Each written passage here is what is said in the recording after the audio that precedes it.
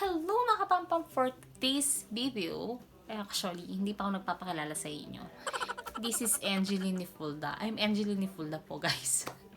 And sana please do subscribe for more informative videos kasi for this week, parang trip namin gawin na informative yung videos namin. So, mas marami makikinabang kasi ngayon, pandemic. Mas kailangan yata natin yung mga informative video. So yun, ang itatakal ko ngayon is about paghihilik or snore. Okay, ano ba yung paghihilik? So alam naman natin na ang paghihilik is yung pag-iingay habang natutulog, ganon. And then, kung ano ba yung, kung bakit ba siya pangit sa kalusugan or maganda sa or pangit sa kalusugan or ano yung effect niya sa health ng mga tao. So ano nga ba yung pwedeng maging cause kung bakit naghihilik yung mga tao? First, yung iba merong tonsillitis. Yung case ng anak ko yun, meron siyang tonsillitis or namamaga yung tonsils niya. Or minsan kasi meron daw talaga na tao na merong pinanganak na malaki talaga yung tonsils. So yun yung first, yung sa anak, katulad sa anak ko, tonsillitis. Or, minsan, meron yung may mga sleep apnea. Yung sleep apnea is a sleep disorder po siya. Hindi siya yung normal lang, hindi siya yung basta-basta na pwede mong ipagsawalang bahala. Kasi, sleep apnea can cause yung death, ganyan. Hindi po kaya kahit siguro yung way pa na mawala yun, syempre tayo mga nagki-care sa mga taong merong ganun, is alamin na lang natin. Alamin natin kung ano nga ba yung cause or kung ano yung ways na para at least ma-eliminate. Kung hindi man ma-eliminate, ma-lessen yung paghihilik or pag-snore. So, ano nga ba? Yung may mga sleep apnea kasi, sila mostly yung mga tao na malakas maghilik. Kasi kapag ganun daw, yung malakas maghilik, sila yung hindi pala, hindi tama yung amount ng oxygen na pumapasok sa utak mo. So, yun, kaya ka nananaginip. O kaya yung minsan, bigla ka na lang magigising ka or mapapabangon ka sa gitna ng pagtulog mo dahil bigla ka na nagising kasi hindi ka makahinga. So, yun yung ng sleep apnea. So, pag ba naghihilik, safe ba yan or normal ba yan? Pag naghihilig daw kasi, minsan may mga tao, di ba, naghihilik na pagod lang sila. Ayan naman ang dog. So, ngayon, ano ba yung pwede natin gawin? Kami kasi, nagtry kami ng iba-ibang way. Akala namin, nasa way lang yun ng pagtulog mo, di ba, paghiga mo. Kasi, tinry din namin yun na, kasi yung asawa nga, ang lakas niya maghilik. So, naiinis ako. Kasi, minsan hindi ka rin makatulog. So, ang ginagawa ko, minsan sabi ko, tumagilid ka or magsa-side kapag maghiga or kung ano-ano. Ito, bumili kami sa online ng mga ganito. Look. Ito, mura lang naman sila yan. Tinry namin yan, bumili kami sa online. Kasi sabi ko sa asawa, sige, try natin. Yeah, hindi pa kami nagpa-consult ng doctor, pero nagtanong muna kami. Nag-try muna kami dito sa online. And then, nag-try din kami nito. Ayan, silicone anti-snoring stopper. Ayan, natatawa kami sa itsura niya. Pero tinry namin, tapos dumating siya, sabi ko na to, ba't ganito yung itsura mo, ang condom na matigas. Basta ang niya.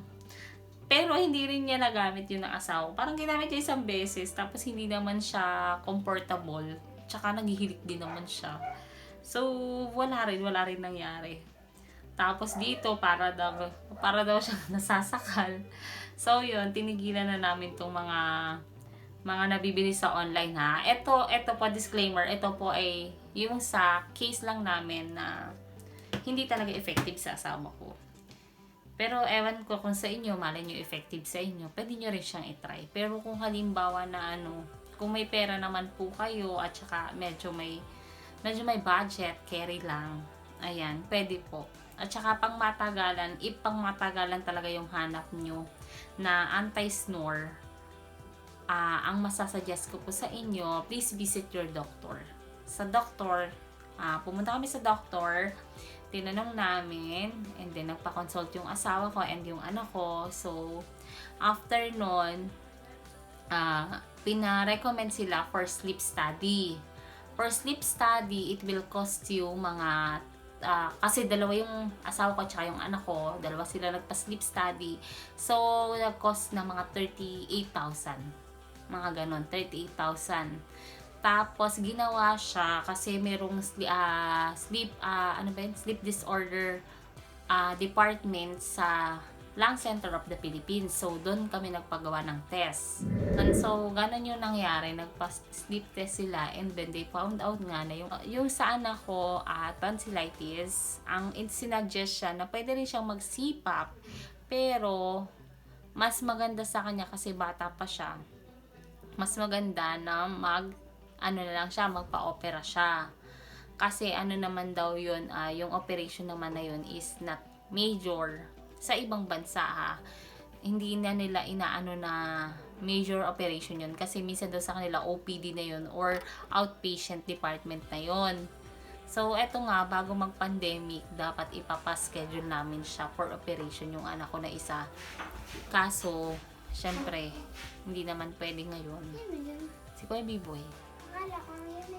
Hindi ka naman nagpatis eh. Tapos, bumili kami ng machine. So, ang ginawa niya, nag-order na lang siya doon kasi may ahente ka rin kasi yun. Tapos yung CPAP, ang cost niya is 80,000 to 100 plus. So, binilang ko yung asawa ko kasi syempre, para at least, rin ako, okay din para sa akin na habang natutulog siya, diba?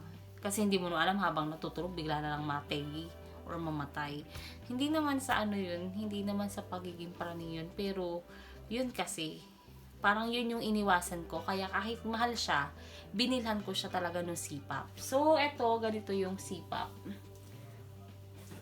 Pag may mga family kayo na naghihilik or ayan, diba, may bag siya. Para magbibenta lang ako. Mine keme, okay? Meron siyang kasamang bag, yan, Resmed yung brand niya.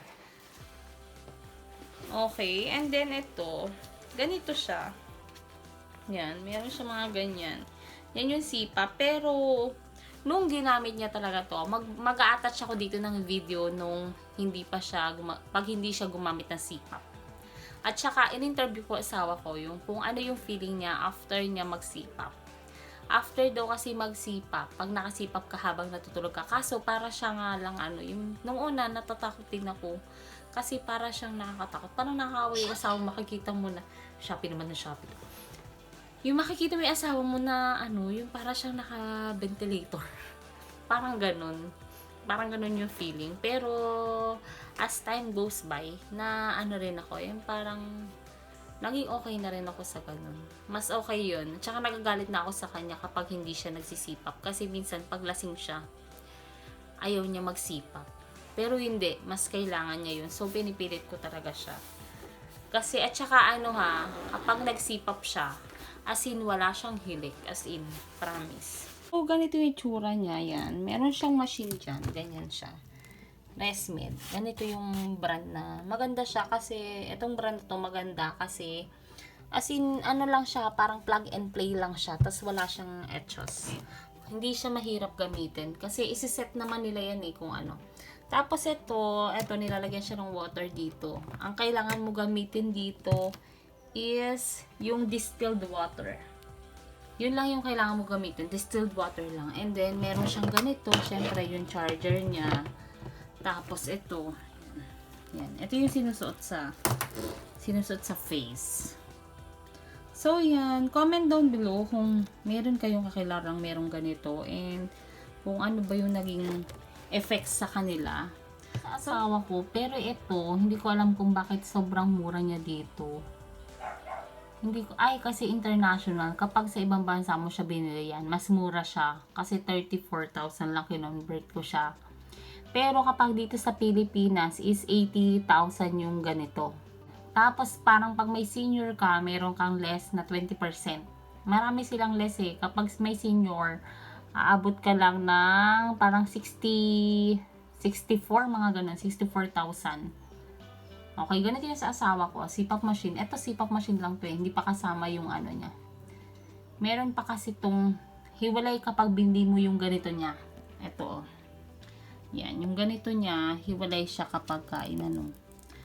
Tapos ito, as in, sa lahat daw ng CPAP, I'm not sure pero ito, ang pinakamadali gamitin. Mga kapakampami, yung paglilinis ng CPAP or nung machine is madali lang siya, pati yung pag-set up kasi i-set up na yung machine kapag dun pa lang sa dun pa lang sa pinagbilhan nyo, di ba sa office nila, kasi dun sa office nila nyo kukunin yung machine.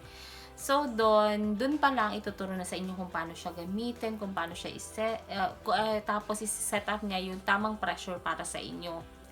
And yung mga benefits niya, sasabihin din sa inyo right away. And then, ano ba yung, natanong ko yung asawa ko, ano yung mga naramdaman niya pag nakasuot siya ng CPAP.